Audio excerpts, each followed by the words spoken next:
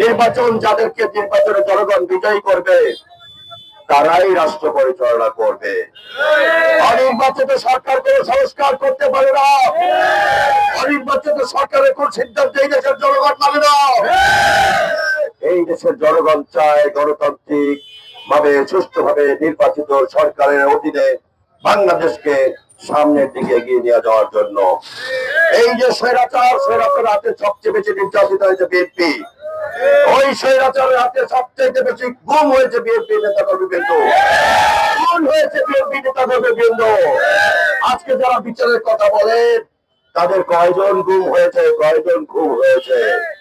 এমনও আছেন তাদের কোন নেতা কর্মী 15 বছরে কোনদিন জেলেও যান নাই। আজকে আপনারা হঠাৎ করে জুলাই বিপ্লবের নায়ক সাজতে চান। মানুষ এই সমস্ত জিনিস বোঝে। আমরা কারোর নাম ধরে দলের নাম বলে কোন বিব্রত করতে চাই না। সকলে আসুন, জুলাইয়ের যে ফ্যাসিবাদ বিরোধী ঐক্য, সেই ঐক্যকে আমরা একসাথে ধরে রাখি। তাহলে আমাদের আগামী দিনে রাষ্ট্র গঠন করতে আমাদের জন্য সুবিধা হবে।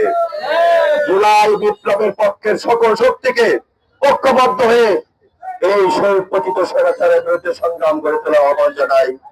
এবং নির্বাচন নিয়ে যে সমস্ত ষড়যন্ত্র, তারেক রহমানকে কেন্দ্র করে যে সমস্ত ষড়যন্ত্র, তারেক রহমানের বিরুদ্ধে যে অপপ্রচার, তার তীব্র নিন্দা প্রতিবাদ জানাই।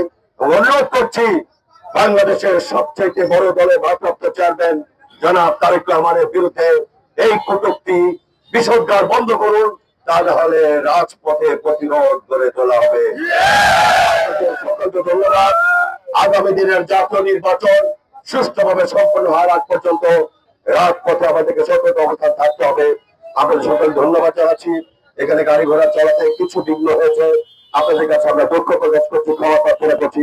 আপনারা গাড়িগুলো যাওয়ার ব্যবস্থা করে দিন। আপনাদের সকলকে ধন্যবাদ। কথা হাফেজ। বাংলাদেশ জিন্দাবাদ।